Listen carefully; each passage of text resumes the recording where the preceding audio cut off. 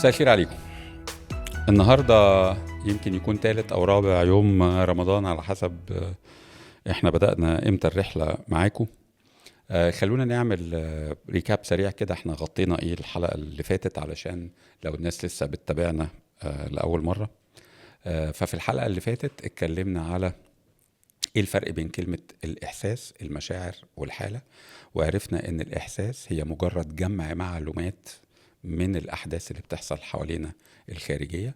المعلومات دي بتدخل عن طريق الخمس حواس، وبالتالي العقل بتاعنا يترجمها لمجموعة من المشاعر، أو المشاعر دي هي اللي بتترجم الأحداث الخارجية دي، بتترجمها لنا لمعلومات سيئة أو معلومات جيدة، وبالتالي تترجم لمشاعر، والمشاعر دي توصلنا لحالة. اتفقنا ان الحالة دي هتكون يا اما حالة ممكنة يا اما حالة غير ممكنة. فلو الاحداث اللي بتحصل احداث سلبية هتوصلنا لحالة سلبية، وبالتالي الحالة اللي احنا فيها دي هتبقى حالة غير ممكنة. يعني لو انا متضايق، متنرفز، متعصب، اكيد ما اقدرش اشتغل احسن، ما اقدرش اتكلم احسن، ما اقدرش اتواصل مع الناس بشكل احسن.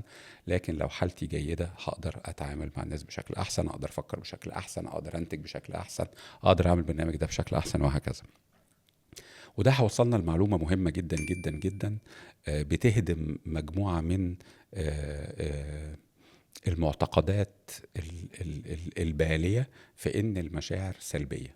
لما هنشوف السيكونس ده هنفهم ان مفيش حاجة اسمها مشاعر سلبية. المشاعر كلها إيجابية، الأحداث هي اللي سلبية. وبالتالي لو واحد مات، ده حدث خارجي، الحدث سلبي، هيجيلي مشاعر، المشاعر دي هتوصلني لحالة. المشاعر ملهاش دعوة، المشاعر هي مجرد ترجمة للحدث اللي حصل. أحداث سلبية، مشاعر، المشاعر توصلني لحالة. وبالتالي لو أنا غيرت الأحداث بتاعتي أقدر أغير مشاعري، أقدر أغير الحالة اللي أنا فيها. عشان اشرحها لكم بشكل يعني طبعا انا عشان زي ما قلت لكم احنا عاملين ده في رمضان وعاملينها بسرعه. انا كنت بعمل سبيتش في نادي روتري، يعني عايز اشكرهم على الدعوه الكريمه اللي هم عملوها لي، نادي روتري الجيزه في مصر. واحنا بنعمل دوت قالوا طب احنا عايزين نتابع بقيه الحدوته دي، لان طبعا اول لما عرفوا ان انا هتكلم على الايموشن انتليجنس، احنا سمعنا ايموشن انتليجنس كتير. فانا عملت معاهم رهان انكم ده اللي انا هحكيه النهارده هيبقى اول مره تسمعوه. وفعلا الفيدباك اللي جالنا كان ممتاز، لانهم سمعوا معلومات لاول مره. اول مره الناس تفهم ايه الفرق بين الاحساس والمشاعر والحاله، وازاي نقدر بتحكمنا في الاحداث الخارجيه نغير حالتنا من السيكونس ده.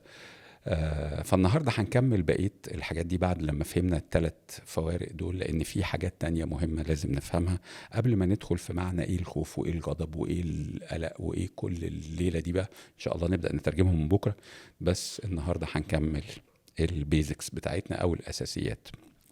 طيب، بعد لما فهمنا إن الحواس، الخمس حواس، هم اللي بينقلوا المعلومات، بيحطونا في مشاعر. طبعا مثال سهل جدا كمان من ضمن الأمثلة، اني لما بدخل ومراتي تبقى عامله حله المحشي اللطيفه او المكرونه اللي بالبشاميل، فشم ريحتها فاعمل كده. الكده دي احداث، حواس. الشم جاب معلومات جيده، ريحه المكرونه اللي بالبشاميل. طبعا في ناس هتحسدني ان المكرونه عندي ليها ريحه. فابقى شميت الريحه دي فتعمل مشاعر سعاده، فتحط في حاله لطيفه. تمام. عشان كده دايما كانوا في الافلام العربي القديمه يقولوا ايه؟ الطريق لقلب الراجل معدته، صح؟ فده عن طريق الشم. طيب، تعالوا بقى نبص ان في ناس تانية هتقول ليسري طب ما الافكار كمان بتولد مشاعر. ممتاز، ومين قال ان الافكار دي مش حدث خارجي؟ المعلومات لما بنجمعها بنكون عنها الاول فكره. فمثلا تعالوا اديكم مثال. اول لما انا دايما لما بدخل محاضره اقول للناس اول لما شفتوني على طول فكرتوا في ايه؟ فانا عاده بدخل زلبطه حلق دماغي مفيش شعر، يعني ده يمكن الحلقات الجايه ما تلاقوني شلته. فداخل زلبطه وبحضر نفسي، فاقول لهم حسيتوا بايه اول ما شفتوني؟ والله حسينا ان الموضوع هيبقى ممل، الدنيا هتبقى سخيفه، اللي مش عارف ايه. طيب وبعد لما شفتوني لا الموضوع طلع لطيف، التريننج طلع مسلي، اتعلمنا حاجات جديده، الموضوع كان انتراكتيف كويس. اذا لما جمعوا معلومات الاول عن شكلي، اي حد بتدخل عليه جديد بتبص عليه، بتجمع معلومات بالنظر. فاجمع المعلومات دي اللي بالنظر، فكون فكرة عنه. الفكرة دي لو فكرة إيجابية تمام هتكون مشاعر إيجابية، هتحطني في حالة جيدة. لو الأفكار دي سلبية هتحطني في حالة سلبية. تعالوا ناخد مثال تاني عن فكرة الأفكار مع جمع المعلومات. إذا الأفكار يا جماعة متصلة بجمع المعلومات.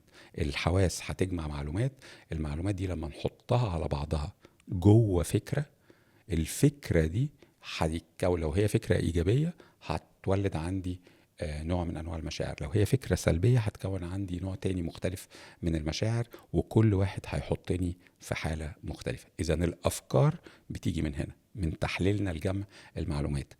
لكن عشان نفهم الحدوتة من الأول خالص، تعالوا أرجعكم للإنسان الحجري. تعالوا نعتبر إن أنا بني آدم لسه مخلوق دلوقتي حالا، يعني ربنا لسه خلقني دلوقتي حالا، فاتولدت جوه كهف تمام. فقعدت جوه الكهف ده اول ساعه 2 3 عمال اكتشف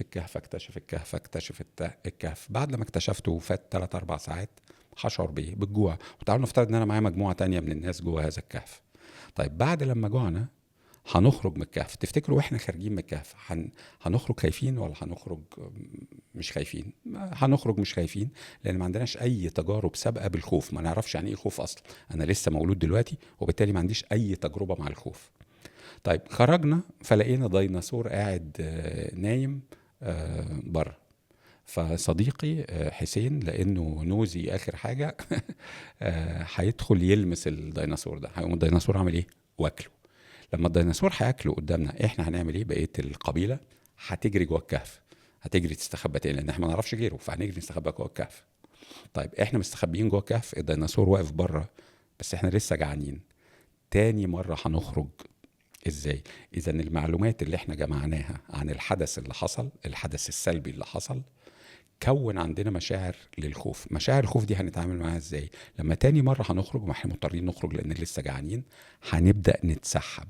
فهنخرج نتسحب، فالديناصور يشمنا فياكلنا، فالمرة اللي بعديها نمرمغ نفسنا تاني في الطين ونطلع فياكلنا، فنمسك حجر نرميه عليه، فنمسك خشبة نرميه عليه، فالخشبة تبقى رمح، الرمح يبقى مسدس، انتصرنا والديناصور انقرض. إذا عملية الخوف كانت عملية بتأهلنا وبتخلينا نستعد للمستقبل اللي احنا مش مستعدين له، علشان نقدر نتعامل مع الخطر اللي هو الديناصور. إذا في لحظة الإنسان الحجري ده ما كانش لسه عندي خبرة بتقول لي إزاي أستعد. الخوف ما كانش موجود لأن ما عنديش خبرة. إذا المشاعر هنا لوحدها بدون خبرة ساعدتني إن أعرف إن الديناصور خطر وإني لازم أستعد للديناصور. فبدأت أسحف، بدأت أجرب حاجات عشان أقدر أواجه الخطر اللي موجود بتاع الديناصور. واضحة الفكرة دي؟ إذا مجموعة الحواس قالت لي إن في خطر لما شفت واحد بيتاكل وسمعته بيصرخ. المعلومات دي، الحواس، المعلومات دي، المشاعر بتاعتي قالت لي إن دي حاجات مش لطيفة، وبالتالي أنا عشان أتغلب عليها مشاعر الخوف جت قالت لي هتستعد إزاي، فزحفنا فاتطورنا فوصلنا لده. يبقى ده رقم 1. طيب تاني يوم وتالت يوم هتبدأ تظهر عندي أفكار. كل ما افكر في الديناصور، انا دلوقتي مش شايفه، انا جوه الكهف بفكر في الديناصور، فالافكار اللي عندي افكار سلبيه ولا ايجابيه؟ بالتاكيد سلبيه، وبالتالي المشاعر اللي هتنتج عن الافكار دي اكيد هياكلني. طب الواد، الست مراتي والواد بتاع الكهف ومش عارف مين، بفكر في حاجات كلها سلبيه سلبيه سلبيه، فانا بخاف من الحدوته دي. فدي الافكار. اذا لما الناس تيجي تشرح تقول ان المشاعر ناتجه عن الافكار، صح، لكن الافكار جايه منين؟ جايه من المعلومات اللي احنا جمعناها كمان.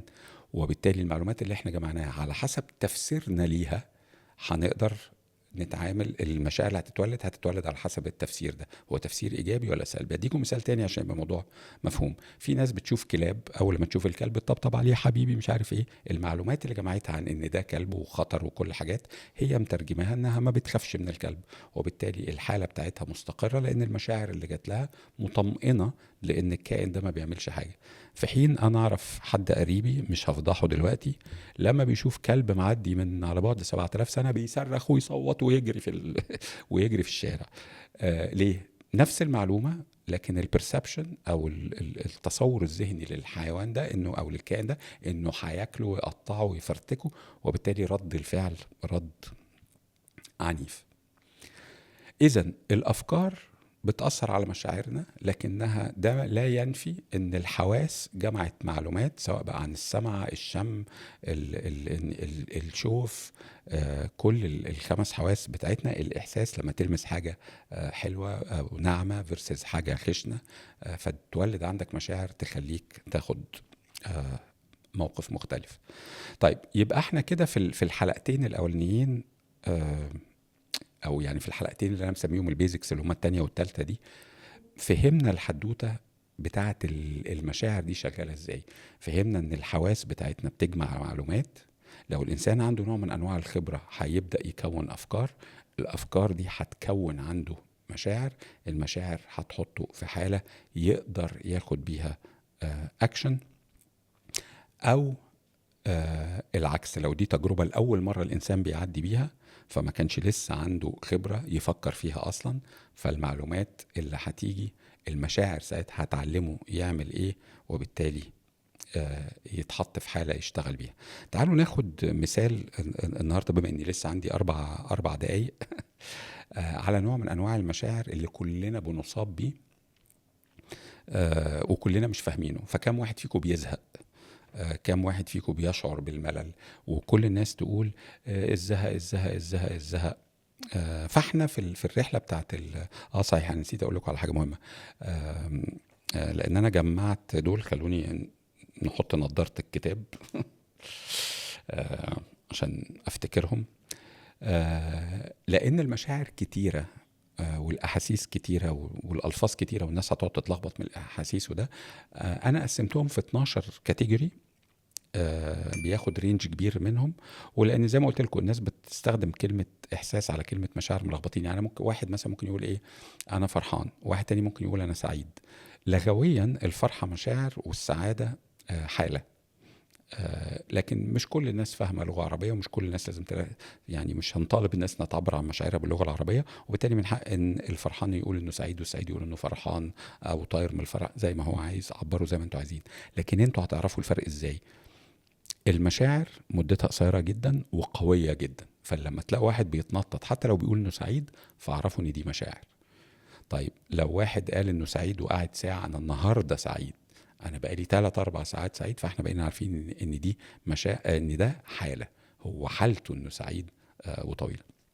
طيب عشان نعرف كل المشاعر والاحاسيس ان احنا هنغطيها، انا حطيتهم في ال10 كاتيجوري، خليني اديهم لكم بالرينج بتاعهم، وده اللي احنا هنتكلم عليه في كل حلقه ونخلق بعض السسبنس للحلقه بتاعت بكره.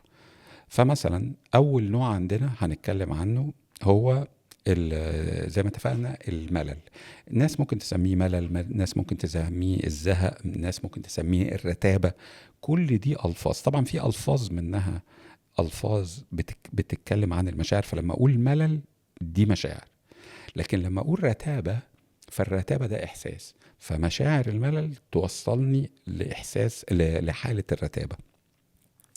فده أول واحد هنتكلم عنه. تاني واحد وأكتر واحد واخد سمعة سيئة جدا والأشهر على الإطلاق هو الخوف. فممكن ناخد لفظ زي الخوف، القلق، التوتر، التوجس، فدي عيلة بحالها.